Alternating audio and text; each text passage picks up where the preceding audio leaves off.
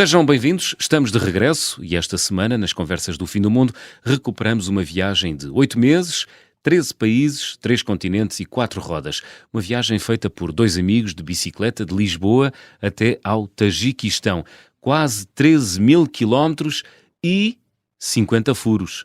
Um dos 2 amigos está aqui connosco. Bem-vindo, Alexandre Paris. Obrigado pelo convite. Ora essa. Alexandre, esta viagem já tem uns anos. Lembras-te de onde furaste pela primeira vez a tua bicicleta? Ou já não? Por acaso não me lembro, mas deve ter sido em Espanha, porque Foi? nós saímos de Portugal, foi Portugal-Espanha, e à partida ao primeiro furo há de ter sido ali para a Espanha. Uma comitiva de boas-vindas, ibérica. Foi logo no segundo dia? Entraram em Espanha logo no segundo dia da viagem? Não. Para ir no terceiro ou quarto. Fomos ali. Levaram tempo. Sim, porque a viagem Era para ir fazendo. Era para se ir fazendo. O Tiago tinha menos experiência do que eu, acabámos por levar sempre mais coisas do que precisamos e, portanto, há sempre um acomodar do peso / capacidade das pernas em levar as coisas. Portanto, os primeiros dias foi para largar peso? Foi um bocado. Foi um bocado. Roupa a mais, comida a mais, utensílios a mais, foi? Há sempre algumas coisas que levamos a mais, por mais vezes que eu tenha revisto a lista com o Tiago. Ele acabou sempre por levar, e depois arranjou um patrocínio da Herbalife e então levava coisas de comida para não sei quantos dias e eu, esquece, não vais andar a cartar peso. E então andou ali a gastar muita coisa nos primeiros dias, que era para depois estar mais leve. Muito bem, fez uma dieta forçada, mais foi. ou menos. Olha, em que contexto é que aparece esta viagem? Já tem uns aninhos, foi em 2009. 2009, 2010. Bela empreitada, 8 meses, 13 países, 3 continentes, enfim. Sim, mais ou menos isto foi numa sequência de várias viagens que eu fui fazendo. Este gosto pela viagem de bicicleta, no fundo, parte de um conceito de ir viajando em autonomia, em que vamos com tudo connosco e em que, no fundo, temos de ser minimalistas e levar o mínimo de coisas possíveis. E esse conceito ganha nos escuteiros, a fazer acampamentos e caminhadas, e depois passei isso para a bicicleta. E, portanto, mais ou menos comecei a fazer viagens de bicicleta nas minhas férias de verão, que era quando tinha mais tempo entre estudos universitários. Aqui em Portugal? Em Portugal. Primeiro fui até o Algarve. Geralmente ia sempre de carro com os meus pais e via sempre ingleses e franceses a fazê-lo de bicicleta. E eu pensava, isto deve ser giro. Isto é para mim. Isto eu gostava de fazer neste conceito. E depois, portanto, a primeira viagem que eu fiz isso, em que eu consegui chegar ao Algarve, em que eu tinha aquela escala de ir com os meus pais em... A primeira vez que foste ao Algarve, quantos dias demoraste? 4 ou 5 dias. 4, 5 dias, foi uma média de 60, 70 km por dia. Hoje fazias mais? Farias mais? Ou mais ou menos. Não, mais, claro que mais. Não, mais quilómetros por dia. Eu já fiz num dia. Sim. Tudo. Mas, com alforjes. Com alforjes. Com alforjes, pneus finos. E foi numa altura que fiz com uma ex-namorada em que ela também nunca tinha feito e fez a primeira vez 4 dias para lá e depois na altura não estava a trabalhar e andava sempre a contar os trocos e pensei, não vou pagar este bilhete de autocarro e então fiz num dia um bocadinho como desafio físico e fiz e foi assim uma aventura. Prova superada, muito bem. Portanto já viajavas de bicicleta por aí. Sim, e pronto, e depois estava a dizer, fiz essa primeira até ao Algarve, depois fiz com uns amigos a volta a Portugal em que fizemos literalmente o perímetro.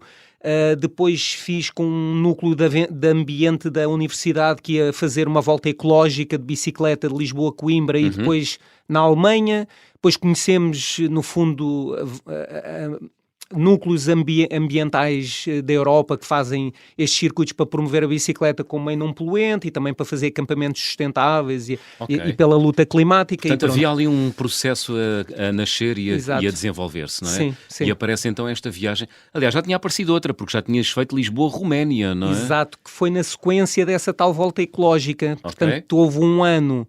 Um amigo meu que tinha feito esse tour e que tinha gostado imenso, e no ano seguinte, esse tour que o acampamento chama-se Ecotopia, e depois o site chama-se Bike Tour Ecotopia, que no fundo é um bike tour que vai promover e vai terminar no acampamento durante uma semana. Um bocadinho... E um Lisboa-Roménia, isso é coisa para quanto tempo? Foram 4 meses. 4 meses. No fundo... Nas férias de verão? Exatamente. Belas férias. Portanto, no fundo, o percurso era 2 meses. Não deixaste das cadeiras penduradas, Não. Despachaste tudo para te ir-te embora. Mais ou menos, sim. Mais ou menos. Aquilo, portanto, esse acampamento nesse ano era na Moldávia, Bósnia, Croácia, fazia aquela zona dos países de leste, e portanto eu decidi ir com esse amigo meu, fomos de bicicleta até lá sozinhos os dois, e depois juntámos na Croácia com o tour, que depois ia percorrendo os países a terminar na Moldávia. Eu acabei por terminar na Roménia, conheci lá um romeno que trabalhava em Portugal e que ficou surpreendido de ver alguém português no país dele, porque ele dizia: eu todos os dias falo com portugueses e convido-os a vir ao meu país e ninguém quer vir. E agora aparece-me aqui tudo de bicicleta. E de repente aparece alguém que veio de bicicleta para visitar o meu país, ofereceu-se logo para me dar a boleia de volta e eu aproveitei a boleia. Boa! E vim com ele depois, com ele e com a família, à boleia da Roménia para Lisboa. E às vezes são estas coisas que nos criam aqui ligações e um contacto com as culturas. De outro modo não temos oportunidade. Estamos aqui fechados na nossa vida, não é? Exato. A ver o mundo pela televisão. Agora já ninguém vê pela televisão, agora é pelo computador. Agora é pela internet, pelo YouTube e pronto. Isso. Muito bem. Então, já tinhas experiência e aí vais tu até ao Tajiquistão para esta viagem de 8 meses, 13 países, 3 continentes e 4 rodas com o tal teu amigo. Portanto, tu já tinhas experiência como viajante. Em que contexto então é que aparece esta viagem planeada já para ser feita durante muitos meses, 8 meses, por 13 países e 3 continentes? Como é que isto surgiu? Isto surgiu que quando eu fiz a tal viagem da Roménia, coincidiu com eu ter terminado o curso. Pronto. E na altura que eu fiz a viagem... Curso universitário? O curso universitário. Licenciaste em quê? Engenharia Mecânica. Mecânica, só podia ser. Não propriamente, mas ajuda. Tiveste muitos problemas mecânicos daqui até ao Tajiquistão? Alguns. Tive um elaborado... Elaboro. Foi nos Himalaias, na fronteira com o Afeganistão, em que se partiu o desviador traseiro e fiquei sem mudanças. Portanto, aquilo mais ou menos chegávamos a estar um dia a subir, 30 km de desnível, 10-15%, e entretanto fico sem mudanças. E portanto eu fico sem desviador traseiro, que é o que faz tensão na corrente. E é o que mete as mudanças, é o que mete as mudanças, não conseguia ter mudanças. Então, Ficaste onde? Ficaste na mais leve ou na mais pesada? Eu tive de pôr numa leve, que era para conseguir subir. Isso. Quando era a descer não havia problema, depois quando era plano punha uma corda no Tiago e íamos revezando um a puxar pelo outro só para não irmos demasiado devagar. E depois vejo um sujeito numa bicicleta com um desviador traseiro em que não tinha manetes das mudanças. Ele não precisa do desviador traseiro, então dei-lhe $1, o homem ficou todo contente. Eu saco da ferramenta, ele não falava, eu só lhe apontei para $1 e para o desviador, ele não percebeu o que é que era, eu começo-lhe a desmontar a bicicleta, ele com as mãos na cabeça, eu volto-lhe a montar tudo, ele dá 2 voltas, aquilo anda, maravilha, ficou todo contente, tipo este tipo. Pronto, foi-se embora mais leve e com $1 na carteira. E com $1 na carteira, e eu a seguir ponho o desviador na trás, já tinha as 3 mudanças da frente, mas eu nem me arrisquei a usar aquele desviador, que aquilo era mau demais. Pois. Mas pelo menos fiquei com 3 mudanças, já conseguia ter alguma... Gerir ali o esforço, as leves e as pesadas. Muito bem, que grande aventura, incrível. E então estava a dizer que tinha terminado o curso e fui fazer a viagem da Roménia, que foi toda na Europa. E quando eu comecei ali a chegar à Roménia, Moldávia, que eu comecei a sentir um certo choque cultural, mas também já estava a chegar ao final da minha viagem, mas fiquei sempre com o bichinho de... Choque cultural, porque a partir dali... A partir da Bósnia, Sérvia, as coisas começam a ser diferentes. Entras no chamado mundo eslavo, não é? Quem começa a ver aqueles filmes do Costurica, começa a perceber um bocadinho aquela dinâmica, tipo... São Europa, mas uma Europa diferente. Da Europa Alemanha e nórdica. E então eu senti que aquilo realmente estava a começar ali um bocadinho a acontecer a aventura. Só para teres uma ideia, roubaram uma bicicleta, chamámos a polícia na Roménia. Sim. Entretanto, eles recuperaram a bicicleta porque pela descrição, houve alguém que ainda viu o gatuno e pela descrição do dente de ouro e não sei o quê, só pode ser lá o Timanel. Foram lá à casa, ele ainda nem tinha despachado a bicicleta, tinha a bicicleta à porta da entrada. Entretanto, recuperam uma bicicleta, eu faço a participação, identifico tudo e a seguir cruzo-me exatamente com o gatuno no meio da rua, ele encolheu os braços, tipo, isto é a vida aqui, isto tem de ser. E eu nem acredito. Ele Ele ainda me convidou para ir beber um copo A e eu sério? dispenso com o gatuno não. Isso é incrível. É incrível. E então, e nessa viagem eu senti que ficou ali o bichinho, pá, a próxima eu tenho que fazer uma viagem fora da Europa. E portanto depois... E apontaste para onde? Quando eu regressei, comecei a trabalhar, estive sempre à espera ali de uma pessoa para fazer a viagem, entretanto não se proporcionou e eu cheguei ali a uma altura, não, eu vou fazer a viagem sozinho, não arranjava ninguém porque toda a gente dizia, epá, coisa tão interessante, mas depois ninguém queria uma coisa deste estilo. Tu inicialmente tinhas previsto ser uma viagem de vários meses? Ou... Sim. E por isso... Grande, portanto tinhas que arranjar alguém que parasse a sua vida profissional. Sim, exatamente. Eu ainda pedi uma licença sem vencimento no trabalho onde eu estava. Eles disseram que não podiam garantir quando eu viesse que tinha trabalho, então despedi-me. Mas a bem, pronto. Fui... A causa é justa. A causa é justa para mim. Era uma coisa que eu queria fazer antes de contrair empréstimos, ter filhos, não sei o quê. Na altura tinha uma namorada. Tinha uma namorada que é a minha atual esposa e mãe dos meus filhos, dos nossos filhos. Tens 2, não é? Tenho 2, sim, 7 e 9 anos. Ainda convidei, porque ela também gostava de viajar, mas ela não é assim muito física e ela, para ela, esta ruptura, perder o trabalho, e ela sempre gostou de viajar mais, de ir para um sítio e estar lá uns meses e criar laços. Eu sempre gostei mais de ir vendo e partindo e vendo e partindo e pronto. Mas inicialmente a ideia era ir até ao Oriente ou não? Sim, portanto a minha ideia foi logo ir para o Norte de África, ou seja, no fundo era fazer o Norte de África e Ásia, porque já tinha feito a Europa. Entretanto não conseguia o visto para a Argélia e então pensei, ok, então vou entrar pela Tunísia e faço Líbia e zona do Egito, era a minha ideia, era fazer ali aquela zona.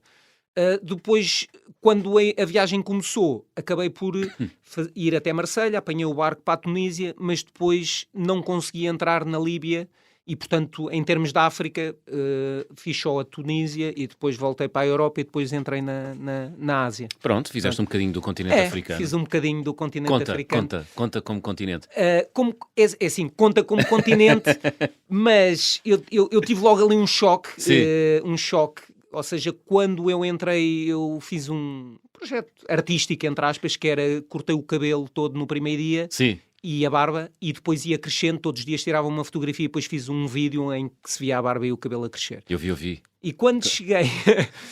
É incrível a transformação, não é? É verdade. Agora, quando olhas para trás... É engraçado. Qualquer pessoa, não é? É, porque no início vemos estamos um Alexandre muito limpinho não é? e depois muito vivido, não é? Mas que até dava jeito. Barbudo. Porque ali na fronteira com o Afeganistão há muito aquela e portanto até passava. Quantos dias foram? Foram 251, não é? Portanto, durante 251 dias, tu não cortaste nem o cabelo nem a barba.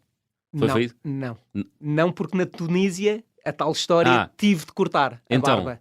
Conta. Pronto, então, quando eu apanhei o barco para o ferry para a Tunísia, nós não comprámos só o bilhete de ida do ferry, porque a nossa ideia, e já tinha feito uns contactos com uma empresa da Líbia, que seguir viagem. Que nos ia garantir o visto de entrada na Líbia. E, portanto, quando eu entrei ainda não tinha o visto da Líbia, e quando chega à fronteira, eles, ok, você só tem bilhete de vinda para a Tunísia, mas não tem bilhete de volta, portanto, você tem de ter o bilhete de volta. E eu expliquei, não, porque eu vou para a Líbia, então tem de ter o visto da Líbia. Ok. Mas eu não tenho o visto da Líbia porque eu vou tratar na embaixada da Líbia. Então não entra no país porque precisa ter ou o bilhete de volta ou o visto da Líbia. E mas eu quando entrar vou tratar do visto. Não, então você tem de comprar o bilhete de volta. Só que o bilhete de ida e volta era tipo 200 euros e o bilhete de ida era 180.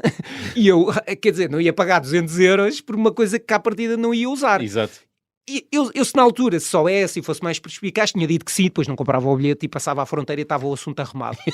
Só que na altura era um anjinho, ainda era a primeira vez que estava com estes problemáticos dos vistos, e então fiz fim-capé, chamei o superior, eles depois de a páginas tantas já disseram, eu é que sou o superior. E entretanto, ainda para ajudar à história, os meus pais tinham-me ido visitar e estavam na fronteira do lado fora da Tunísia. Entretanto, o tempo vai passando, a gente a ver toda a gente a entrar, nós ali no vão, e entretanto lá veio o polícia, bem, então podem entrar no barco. Sim. E nós, entrar no barco, mas nós não vamos entrar no barco, nós vamos entrar na Tunísia. Não, vocês não vão entrar no barco. Na Tunísia vão entrar no barco. e então meteram-nos no barco de volta para a Itália. E estamos a falar de um ferry que atravessa o Mediterrâneo inteiro. Aquilo demora para aí umas 15 ou 16 horas. Exato. E, portanto, de repente somos deportados sem visto de entrada nem de saída e somos expulsos. Entretanto, eu aviso os meus pais tinham uma semana de férias lá só para nos ver ali na fronteira. Eles nunca tinham saído quase da Europa. Eu, entretanto, a falar com a minha mulher, a explicar o sucedido, e entretanto entramos chegamos à Itália, a polícia vê aquilo, que estranho, voltamos a comprar então um bilhete de ida e volta, o meu pai faz a reserva no hotel para bater tudo certinho, voltamos a entrar no barco com os mesmos polícias que nos tinham expulso a dizer que nós íamos presos, e quando entramos, passado 3 dias na fronteira lá conseguimos entrar. E isto para dizer que depois fomos à Embaixada de Portugal para perceber a questão dos vistos, e ele disse, olha, se vocês tiveram este problema na Tunísia, na Líbia é 50 vezes pior. Pois. E aqui na Tunísia eu aconselho... Isto foi em 2009, não foi? Portanto, certo. A Líbia... Ainda estava o Gaddafi. Exato. E ainda estava o Ben Ali antes da Primavera, da Revolução da Primavera Árabe, antes de começar aquela revolução toda, que no fundo veio na sequência desta situação toda, porque aquilo ainda era uma ditadura. E o sujeito o que nos disse é, você tem de cortar a barba, porque aqui as pessoas que têm barba ou são anti-regime, são anti-regime, e portanto ao passar de uns dias aparecem sem barba ou não aparecem porque são presas. E então eu tive de cortar a barba, o cabelo não, e durante esse período, pronto, ficou assim. Não conta, essa parte não conta. Muito bem, olha, estamos aqui a chegar ao final da primeira parte, vamos abrir o álbum de viagem.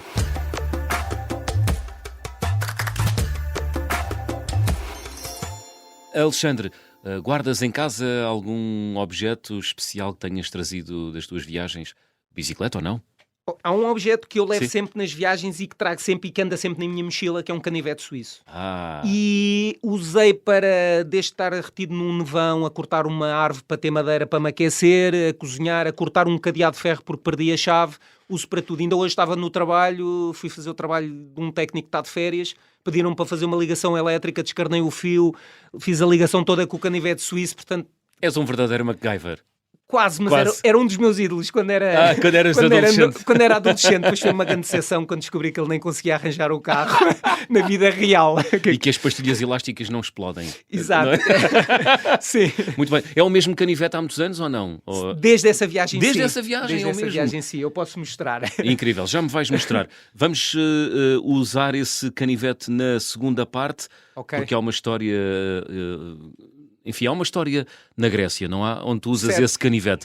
Fazemos aqui uma curta pausa, regressamos já a seguir. Até já. Até já.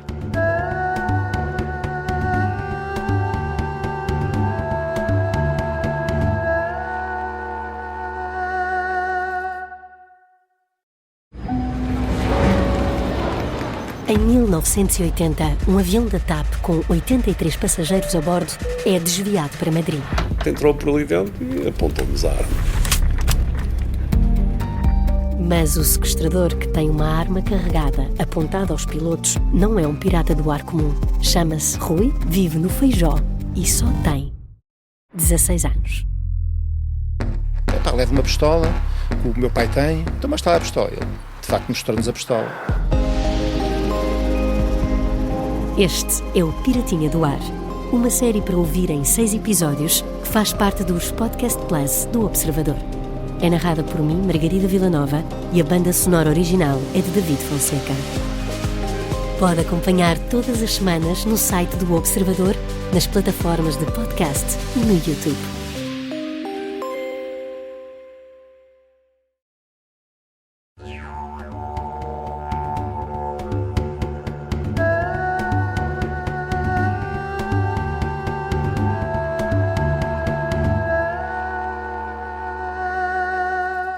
Estamos de regresso para a segunda parte das Conversas do Fim do Mundo, o programa semanal da Rádio Observador, onde viajamos pelas memórias de viajantes e aventureiros portugueses e não só. Esta semana estamos a recordar uma longa viagem de bicicleta de 8 meses por 3 continentes, 13 países, realizada pelo Alexandre Paris e outro amigo. Alexandre, já tens aqui o canivete, mostra lá o canivete suíço que falavas na primeira parte. Incrível, legítimo, ilegítimo. Estes são dos que duram, não tem uma ponta de ferrugem. Incrível, parece que estou a fazer aqui publicidade à Vitorinox, mas não, são mesmo muito bons. Olha, conta lá, salvou-te a vida este canivete na Grécia, não foi? Foi. Conta, como?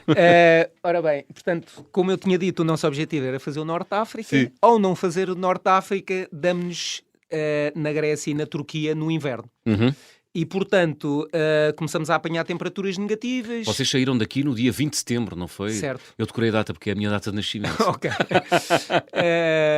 Foi também para coincidir com a Sim. Semana Sem Carros Ok. e uma forma de promover a bicicleta como meio não Boa, poluente. que calha normalmente ali a semana da mobilidade, não é? E portanto foi a seguir às férias. A ideia de como era fazer o Norte de África para não apanhar calor, acabámos por fazer esta decisão. Uhum. Entretanto, fazemos a Tunísia para aí em novembro, depois fazemos Itália em dezembro, o ano passámos em Itália e quando chegamos à Grécia... Passaste também o Natal em viagem? Sim.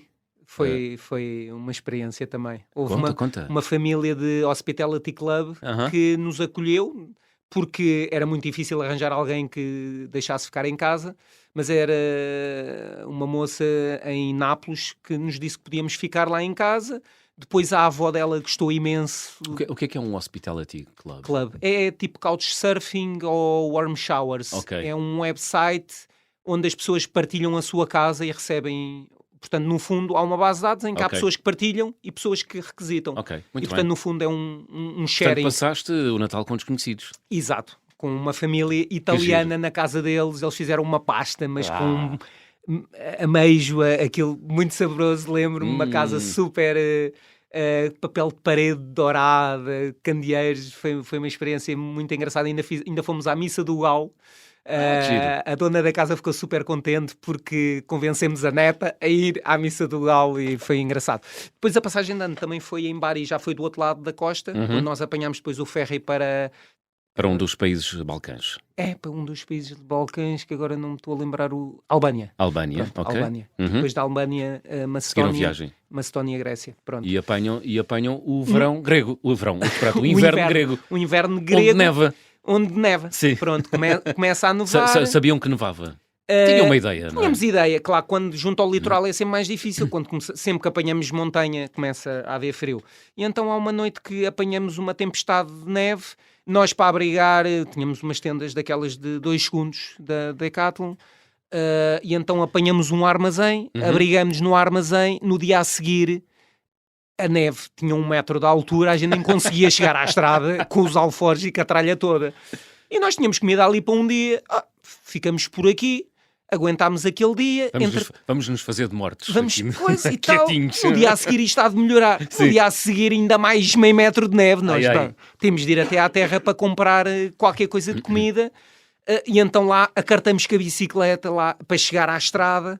E então, numa dessas noites, estava tanto frio que nós já tínhamos acabado tudo o que havia para arder, já não tínhamos nada para queimar e havia lá um ramo seco e eu lá fui com o canivete suíço que tinha aqui uma lâmina que era um bocadinho mais robusta e com isto consegui cortar uma ramada assim do tamanho de um pulso para termos lenha para aquecer literalmente a água, porque a gente deixava o cantil fora da tenda ok. e congelava, não conseguíamos beber.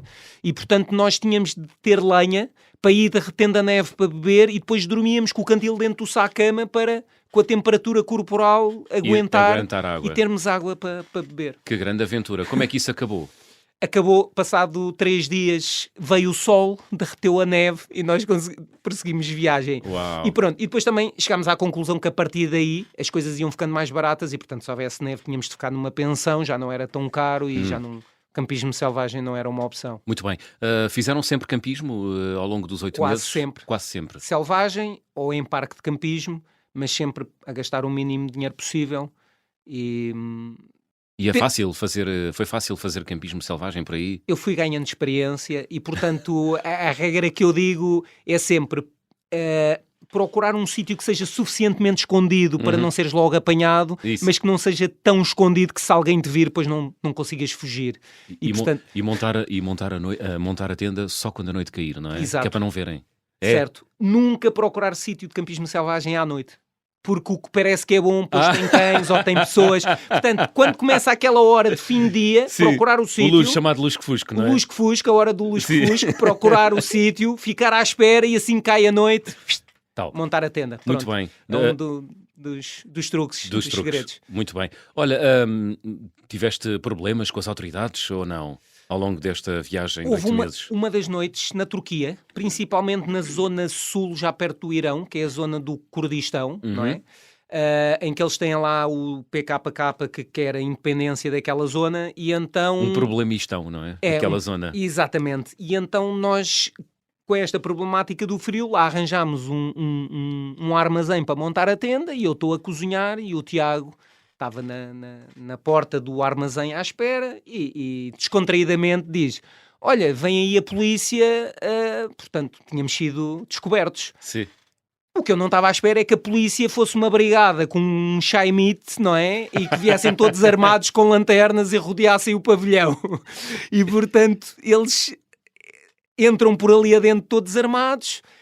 Eu estava a cozinhar, tinha o frontal, a luz na testa, e portanto quando eu olho para ele e aponto a luz, eles começam a gritar, porque a luz podíamos também estar armados. Exato. Não é? E portanto eles começaram a gritar, eu pus as mãos no ar, e entretanto chegámos à conclusão que o mais velho devia ter para aí 20 e poucos anos, porque se fosse efetivamente uns terroristas, eles mandavam os mais novitos, que era para, se houvesse algum problema, eram os mais novos que ficavam lá, não eram os mais velhos. E depois felizmente lá havia um teenager que falava inglês e lá conseguiu traduzir para o mais velho, que nós só estávamos de turismo a fazer uma viagem, mostrámos os passaportes e percebemos que não era nenhum risco e pronto. Deixaram-vos dormir lá? Eles não queriam que nós dormíssemos lá, mas eu expliquei, isto o sítio mais perto são 30 km daqui, agora à noite... já temos tudo montado, vamos apanhar um frio imenso e nós prometemos que de manhã às 7 da manhã já levantámos e já não estamos cá, e assim foi. E eles deixaram-nos ficar lá à noite. Mais uma história para recordar. Fantástico. Então vamos lá. Grécia, Turquia. Depois da Turquia foram para onde? Irão. País surpresa, não foi? Foi um país surpresa. A decisão foi tomada... Surpresa positiva, no vosso caso. Exato. Nós quando estávamos em Istambul, que no fundo era o último país europeu onde não era preciso visto, era preciso tratar dos vistos depois da Ásia Central. Na altura, o meu objetivo era ir até ao Nepal, até ao campo base no Nepal, como eu gosto muito de montanha. Faz escalada, não é? E faço escalada nos meus tempos livres, alpinismo e montanhismo pouco, mais escalada desportiva e bloco. E entretanto, o nosso objetivo era ir para o Afeganistão e Paquistão, não era Afeganistão, era Paquistão, e entrar no Nepal. No Nepal. Entretanto, descobrimos que a legislação tinha mudado e então eles só davam visto para o Paquistão se... Portugal, como tinha embaixada do Paquistão, se eu submetesse o visto em Portugal. Okay. E, portanto, como eu já estava lá na Turquia, a única hipótese era eu mandar o meu passaporte, o meu pai tratar e depois mandar o passaporte de volta, mas era arriscado ficar sem passaporte. Exato. Lá. E, portanto, acabámos por abdicar disso. Na altura tinha sido a legislação. Depois, entretanto, afinal, havia uma exceção na fronteira com a China, lá no meio dos Himalaias, em que eles faziam o visto lá, mas isso, como tinha acabado de sair, essa hipótese não era. E então eu depois comecei a pesquisar na net, descobri que havia muita gente a fazer a Rota da Seda, a antiga Rota da Seda, e que fazia este percurso a passar no Irão e no Turcomenistão, e eu comecei a ponderar essa hipótese. Entretanto, no hostel em Istambul, onde eu estava a tratar dos vistos, descobri um chinês que tinha vindo à boleia e que tinha atravessado o Irão. E que quando soube que estava lá um iraniano no quarto, ele foi-lhe oferecer o jantar e pagar coisas porque disse que tinha sido... E ele disse, mas eu não te ofereci nada. E eu... Tu não, mas o mês que eu lá tive, toda a gente me oferecia coisas, é o mínimo que eu posso fazer em forma de agradecimento. Eu achei aquelas histórias um bocado exageradas, mas decidi ver de perto como é que era. E realmente depois comprovou-se que conseguiu visto para o Irão, e no Irão realmente éramos recebidos. Nós chegávamos a entrar numa terra, ofereciam-nos o almoço, e depois até sair da terra, se ainda era hora de almoço, estavam-nos sempre a parar para querer oferecer o almoço e nós, nós não podemos parar, temos de continuar a viagem, mas queriam sempre oferecer um chá, almoço, dormida. Eu nunca estive no Irão, para mim é muito intrigante essa excessiva hospitalidade, não é? Eu acho que tem a ver com a religião. No fundo, a religião, Ajudar o outro é quase uma imposição moral, não é? É quase uma imposição moral. E depois aquela guerra que criaram os governos com esta questão do nuclear e da América e no fundo levar aquilo para o fundamentalismo delas próprias terem de usar o lenço e tapadas, porque neste momento se calhar 50% ou mais do povo iraniano não quer aquelas regras e queria estar aberto ao mundo. Só que estão Aliás, ali... vimos nos últimos anos revoltas. Tem havido cada vez mais revoltas. Houve ali tiveram quase a abrir, e entretanto depois veio o Trump e voltou tudo atrás.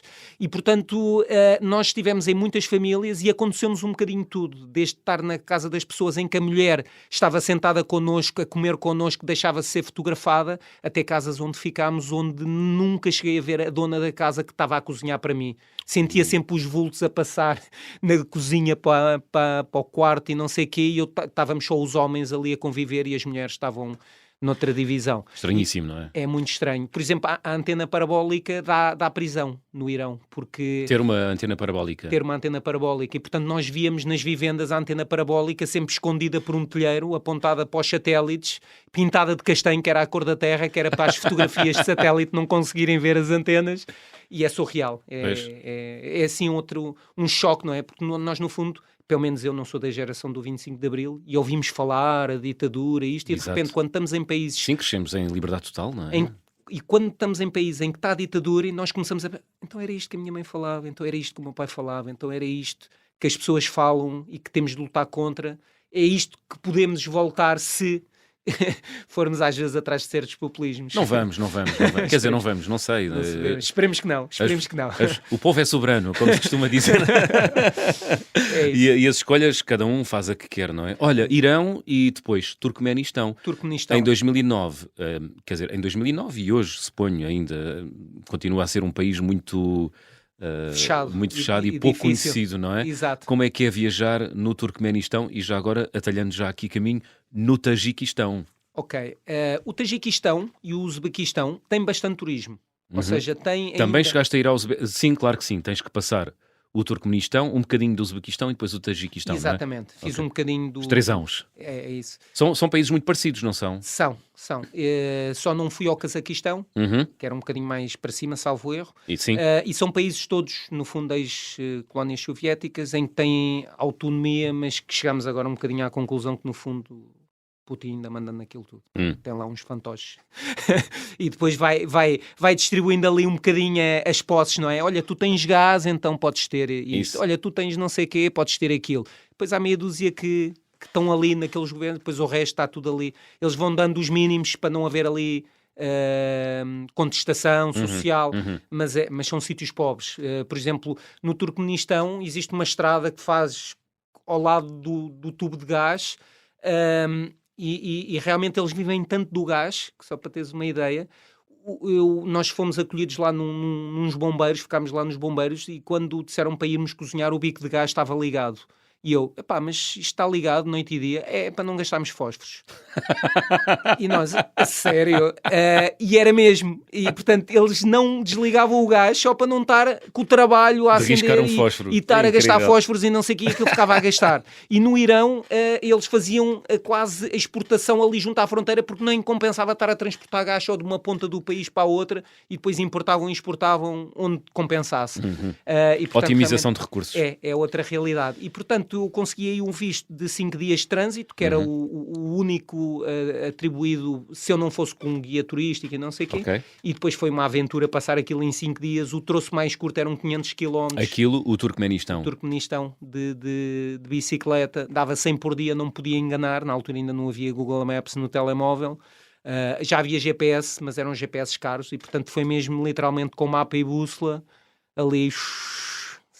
a despachar os 5 dias para não pagar a multa, não correr o risco de expirar. Portanto, viste pouco do Turcomenistão. Sim. Viste as paisagens? Ainda vi uma cidade que era Merv, ou Mary, que era no fundo foi uma cidade que no seu tempo foi a civilização mais desenvolvida na época. Uma coisa antes de Cristo, em que realmente tinha uma série de castelos e nós acampámos literalmente dentro deste património da Unesco, porque aquilo não tinha controle nenhum e acampámos. Tem um grande mausoléu também, no não é? meio, passámos lá no Sultan meio. Sanjar. Passámos lá no meio dos... Passaste? Passámos no meio, víamos não é rebanho, mas os dromedários a passarem ali e nós ali a acampar ali no meio, foi engraçado. É engraçado, aquilo transporta-nos para outro tempo, não é? É. Esta zona do planeta, Turcomenistão, Cazaquistão, enfim, o Tajiquistão e o Uzbequistão. Sim, no fundo, quando eu tinha pensado fazer aquela parte do mapa e realmente quando começo a olhar para os ãos, não é? E começo a pensar, eu nunca ouvi falar disto. Nunca ninguém fala disto. Nós temos sempre a ideia que isto são casas de palha no meio do nada. Depois acaba por não ser, não é? Existe civilização em todo lado. É verdade que se calhar nas zonas rurais está mais atrasada. Não existem estradas alcatroadas a fazer a cobertura do país inteiro. Mas no fundo não estão tão atrasados como nós às vezes pensamos. Isso. Pronto. Muito bem. Olha, chegaste ao Tajiquistão. Chegaste mesmo à fronteira com a China ou não? Mesmo à fronteira? Fiquei a 100 km da fronteira com a China. Faltou-te um danoninho. Faltou-me um bocadinho. Na altura tínhamos previsto regressar do Quirguistão. Sim. Só que depois começou uma guerra civil, há uma contestação no Quirguistão e então o governo não estava a recomendar ir à capital. E nós, como tínhamos mesmo de ir à capital, que era onde tínhamos o voo de regresso, acabámos por conseguir cancelar o voo e ficar no Tajiquistão. Ainda fizemos uma parte do percurso, porque essa parte do percurso chama-se a Spamirs Highway e é uma estrada que protegia a antiga União Soviética. E, portanto, é uma estrada que fazia o Tajiquistão e que em alta montanha. Portanto, tinha uma passagem a 5.000 metros de altitude e que, estava completamente isolada e com tanques ali à beira da estrada, ainda minado e acabamos de fazer essa estrada. Muito bem. Uma viagem tão longa, 8 meses, por tantos sítios.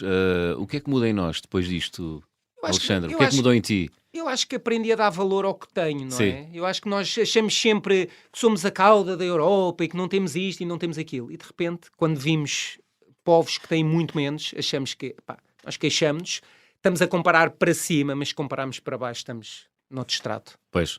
Muito bem. Olha, estamos a chegar ao fim, vamos fazer check-out.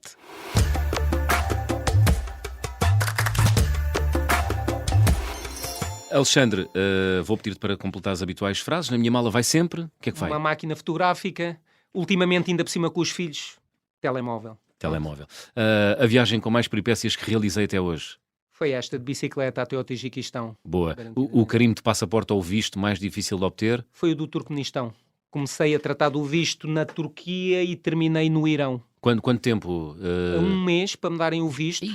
E havia pessoas que ficavam retidas no Irão semanas à espera do visto. Ai, caramba. E nós, como tínhamos iniciado na Turquia, aquilo passou ali um trâmite e conseguimos levantá-lo logo. Boa. A recordação de viagem mais cara? Eu não tenho, porque eu nunca gasto dinheiro em recordações em viagens. É verdade, uso sempre as fotografias e as memórias como recordação. Boa. A refeição mais estranha? Cão e escorpião. Escorpião? Escorpião foi na Tailândia e o cão foi na China, numa viagem de trabalho. Ok. E gostava de viajar com? A minha mulher e os meus filhos agora numa viagem que não fosse só uma semana ou duas. Boa. Bicicleta? Bicicleta, de barco, à boleia, caravana. Whatever. Vale tudo. Vale tudo. Olha, tenho aqui 2 perguntas. Depois de terminada a viagem, quando é que cortaste o cabelo e a barba? Foi já em Portugal? Ou foi... Foi já em Portugal e foi só quando tive de ir a uma entrevista de emprego. Até lá fui aguentando e quando já não deu mais, bem, agora vou cortar. E a bicicleta ainda a tens? Tenho. Uau! Ainda ando em Lisboa com ela. Resistente. Ainda com o desviador dos Himalaias? Não. Esse está guardado em casa de recordação. Entretanto, a transmissão estava toda destruída. Comprei uma bicicleta no LX, troquei a transmissão, voltei a vender a bicicleta, troquei tudo a custo zero e fiquei com a transmissão nova. Muito bem. Fantástico. Alexandre, estamos a chegar ao fim. Que música é que escolheste para fechar a conversa do Fim do Mundo esta semana? Esta música é uma música que me remete para esta viagem, portanto foi na altura que eu estava a trabalhar e que eu fui ver um filme que era o Into the Wild, em que era a história de um americano que cortava com a família, com o capitalismo, com a sociedade, com tudo. Nessa altura eu decidi, eu ando a adiar esta viagem que eu quero fazer. Inspirou-te. E foi o momento em eu vou fazer a viagem. Como não sei, quando não sei, mas foi o primeiro passo para fazer a viagem. E a música chama-se Society, do Eddie Vedder. em que ele fez a banda sonora deste filme. É muito boa, recomendo a todos quem não conhece ouvir a banda sonora. E a música é bonita e fala sobre muito esta bem. ruptura. E a Eddie Vedder esteve cá agora há pouco tempo, não foi? Com os Pearl Jam no Nós Alive. Muito bem, fantástico. Alexandre Paris, muito obrigado. Igualmente. E boa sorte para a tua vida e boas viagens com a tua família. Aqui com o programa. Fazes coisas com os teus filhos? Faço. Boa. Inspiradoras? Tento fazer coisas de autonomia, ciclovia, ecopistas de bicicleta, ir até ao Algarve também de bicicleta no atrelado, agora quando começarem a pedalar, já irem a pedalar. Já fiz uma descida do Zezer de barco em autonomia, coisas assim para eles irem dando valor, porque eu acho que quando temos menos damos valor. É verdade. Damos mais valor às coisas. Alexandre, foi um gosto. Igualmente. Society de Eddie Vedder a fechar a conversa do Fim do Mundo desta semana. Estamos de regresso de hoje a 8 dias, já sabem. Sejam bons e boas viagens. You think you need, and when you think more than you want, your thoughts begin to bleed. I think I need to find a bigger place, 'cause when you have more than you think, you need more space. Society, you're crazy breed. Hope you're not lonely without me. Society, crazy indeed. I hope you're not lonely without me.